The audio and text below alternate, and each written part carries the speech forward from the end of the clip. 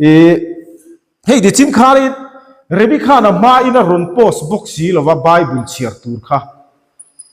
kaldo na ka ron keng chu ka in chiar la ka keu khan ni mi alowa kan in puang nge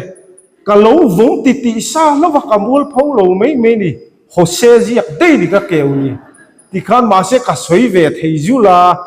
ama po ka kha ka phun ang vak thadu lawa di mol phau thei din muna ding reng kha kan dia ka lang sar si ka din mun chep zia khain ron shelo mai di nia kha re mana ron sa a i sing nun hi toy ma se siam tu hian min hlutani chu wang chuanin siam tun a hlut sing nun min pe ka hi ke mani a siam ate hian lut na chang kan hre thin lova tuna te po tong sai subject kan ron da kan thalai pui tam takten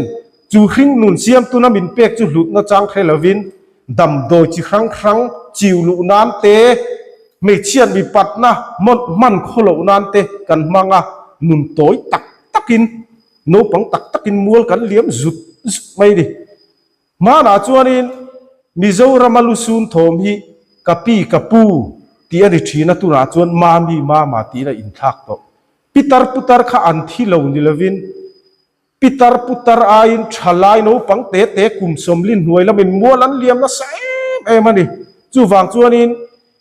sing nun hi siam tun thil thati atan amin siam ani angin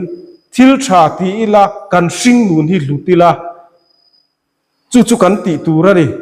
siam tu in lut takin min siama siam sual pakhat ma kan om lo tunlai khu vela enge khu vela hian ka lo vengot ke hinga tige ka lo pian vengot ti zo na te thalai tom takin han nei to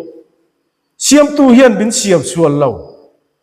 chan nein min siama thil thati tan min siama ni chu thil thati atana siam te chuan kan ti tu kan shelawa thil thalo ti nan he sing nun hi kan mang le thina kan sing du na hi i siam tu nga ya chuan toy ba sela siam tu in lut tak le du tak a siam kan ni ang takin ke mani ami siam ate po hian lut taka kan mana kan sing dun hi ama min siam tu na min du da danga i ama choi moi nan te thil thati nan te a kan man hi kan ti tu ra ni i chu hring nun kan man kholo thina wang chuanin ka soi ang khan Mizoram kan room i chung tin kan room me kani rui lo awangin kan thalai tam takin molan liam rui lo chawani lo me chiam i pat man kholo na wangin sing nun lut na chang thelovin hun kan mang me kani chu wang chuan he sing nun na tanga e in chia lut ve lawa sing nun lut na chang ria siam tu ina min pek ang taka a tha thei ang berle a hlok thei ang ber amang zel tur kharin kan han in cha ve du ani chu o khang te kha kan ron peng koi ve zo ka di chu ti chuan hei i thu cha soi ba ka chu nulalal kluang kimi kha zai tur kan nei kha ni to maya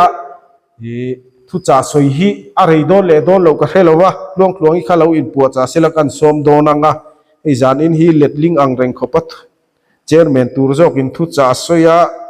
thu cha soi tur jok ka chairman hlop maya poyang reng viawani ole nulalal kluang kimi zai turing kan somanga kluang i zai zo a hianin kan thu cha soi tu ina top thlengin hun ala to don dia